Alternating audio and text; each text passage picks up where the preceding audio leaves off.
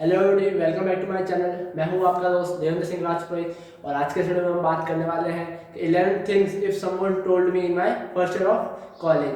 आप engineering student है, medical student है या कोई भी अदर बैचलर्स के स्टूडेंट है तो आप इस वीडियो को देख सकते हैं और देख ही रहे होंगे, देख सकते हैं क्या है। तो आज का जो हमारा वीडियो का टॉपिक है वो मैं आपको बताया। या तो आप फर्स्ट ईयर के स्टूडेंट इसलिए आप ये देख रहे हैं या आपको लगा कि ये अच्छा कंटेंट है तो इसको देखना चाहिए तो आपने देखा। ओके, तो हम अब सीधी सीधी बात करेंगे, टाइम वेस्ट नहीं करेंगे, ठीक है।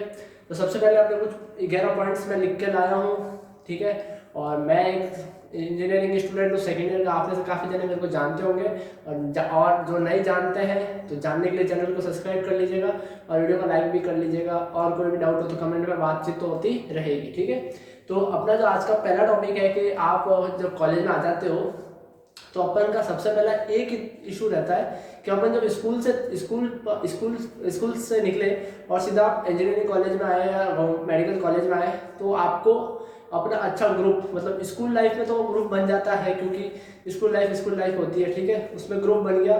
उसके बाद जब आपको कॉलेज में ग्रुप बनाना है वो अच्छा ग्रुप बनाना। अच्छा ग्रुप मतलब ये नहीं कि सिर्फ पढ़ाई वाले या ये नहीं कि सिर्फ मजे मस्ती वाले, ठीक है। आपको ग्रुप उस हिसाब से बनाना है जो भी आपके साथ के फ्रेंड्स हो वो पढ़ने में अच्छे भी हो और नेचर में भी अच्छे हो और काफ़ी हेल्पफुल हो। आप समझ रहे होंगे मैं किन तरह के लोगों की बात कर रहा हूँ, तो आपको सही रहेगा। और ठीक है, ग्रुप बनाओ और उन लोगों से दूर रहो जो अपनी लाइफ में कुछ नहीं करना चाहते, ना ही कुछ करने के हिसाब से इस कॉलेज में आए हैं, ठीक है। तो ये अपना टॉपिक था। फर्स्ट पॉइंट यहाँ पे क्लियर हुआ।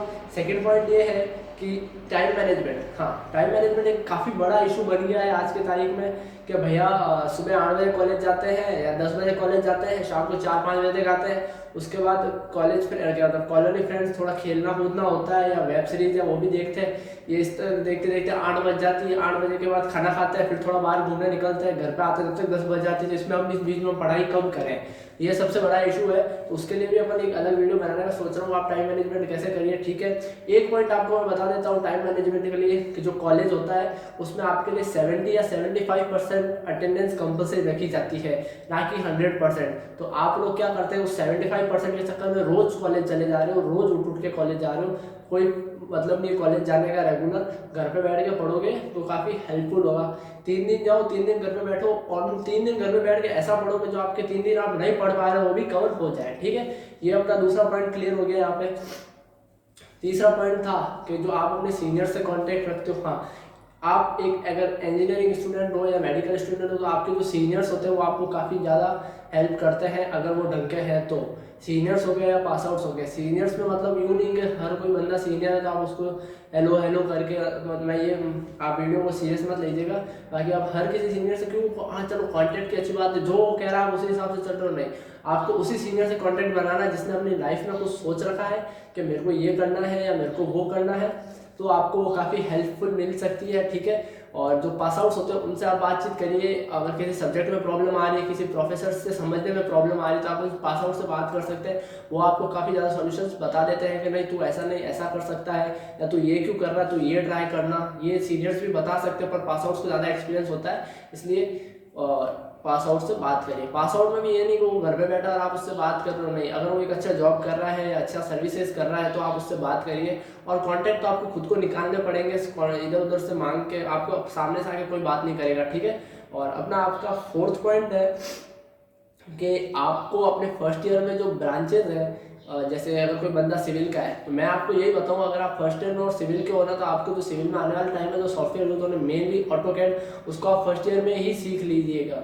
क्योंकि फर्स्ट ईयर में सीखने के काफ़ी फायदे हैं। फर्स्ट ईयर में टाइम मैनेजमेंट का इशू रहता है तो आप फ़ोन चलाने के बजाय अगर वो सॉफ्टवेयर सीखोगे तो काम आएगा।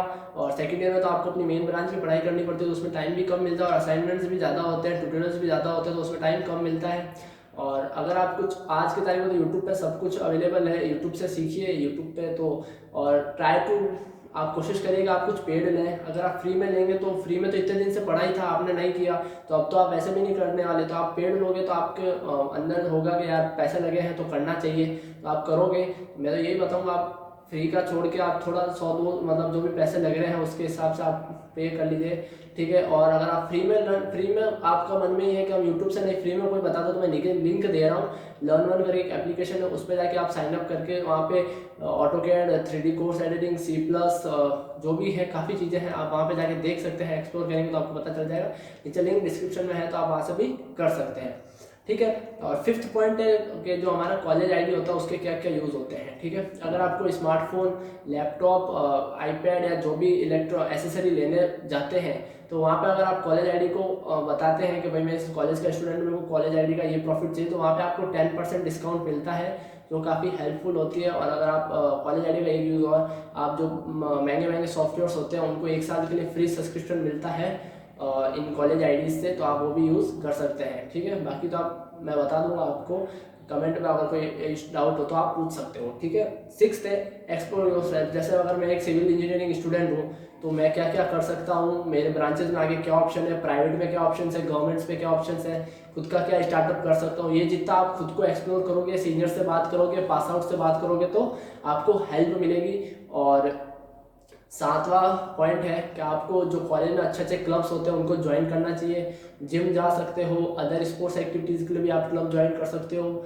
और क्लब्स ज्वाइन करो, सर्टिफिकेट जो उनमें मिलते हैं वो काफ़ी हेल्पफुल होते हैं, तो आपको उसके लिए क्लब्स ज्वाइन करने चाहिए। मैंने कोई क्लब ज्वाइन नहीं कर रखा क्योंकि मेरे को इतना फर्स्ट टाइम में किसी ने बताया नहीं, क्योंकि मैं आपको, मेरा जो टॉपिक यही है ना आज का, मेरे को ये चीज़ अगर फर्स्ट टाइम में किसी ने बता दी होती तो मेरे लिए काफ़ी हेल्पफुल होती।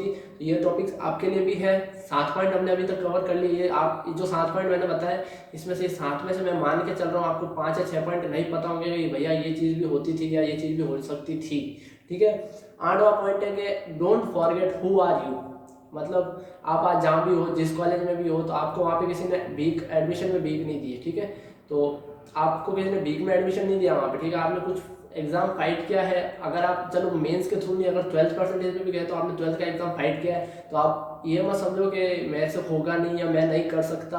आपको करना है और आप कर सकते हो। आप सोच के ये चलो, हूँ तो मैं ही हूँ, मेरा अलावा कोई और कुछ नहीं है, ठीक है। मेरे से होशियार कोई है ही नहीं। अगर आप डाउट्स क्लियर करोगे माइंड में तो आपको काफ़ी ज़्यादा तकलीफ पड़ेगी, तो उसके लिए आपको टेंशन करने की जरूरत नहीं है, हम लोग हैं, तो आप पूछ सकते हो मेरे को, ठीक है।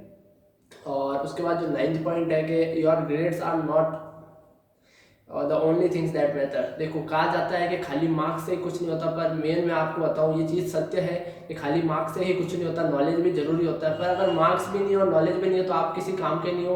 पर अगर आपके पास नॉलेज है और आपके पास ग्रेड्स नहीं है ना, तो आज की डेट में उसकी कोई वैल्यू नहीं, आपको कोई वैल्यू नहीं देगा, ठीक है। कॉलेज के टीचर्स होंगे, अगर आप उनको नॉलेज बताओगे, ग्रेड्स नहीं बताओ, तो वो यही सोचेंगे कि बच्चा पढ़ने वाला नहीं है। घर पे पेरेंट्स भी यही बोलेंगे कि अगर तेरे में नॉलेज है, अगर तू पढ़ सकता है तो तेरे ग्रेड्स क्यों नहीं आ रहे हैं। तो सोसाइटी में भी यही इशू बनेगा आपके लिए। तो आप, मैं तो कहता हूँ ठीक है ये पॉइंट अच्छा है, पर आपको मेंटेन ग्रेड्स भी करने पड़ेंगे, क्योंकि आप 90% ला के कॉलेज में आए हो या 95% फाइट करके कॉलेज में आए हो, उसके बाद अगर आपके ग्रेड्स अच्छे नहीं आते तो फिर सोसाइटी में इम्पैक्ट पड़ता है, ओके। और फिर 10वां पॉइंट है आज का कि try things that you always want to do but didn't. मतलब कुछ ऐसी चीज़ें तो आपके दिमाग में होगी कि यार मेरे को ये चीज़ करनी थी या ये करनी चाहिए थी, जो आप स्कूल लाइफ में नहीं कर पाए, पर अब वो चीज़ें आप कॉलेज लाइफ में कर सकते हो, ठीक है। उन चीज़ों को भी आपको ट्राई करना चाहिए।